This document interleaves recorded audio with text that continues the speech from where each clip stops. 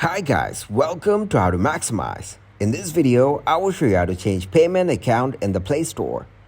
To start the process, open your Play Store on your mobile device. Now search for GTA. Then tap on Grand Theft Auto San Andreas. Here tap on Written Price. Now tap on UPI GPay. From here, you can choose your payment method. Then go back to your profile.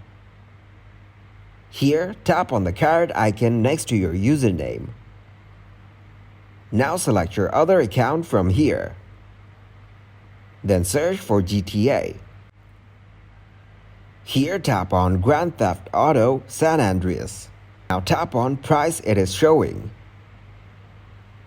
Here you can choose your payment method. Thanks for watching and please leave a like, subscribe and share.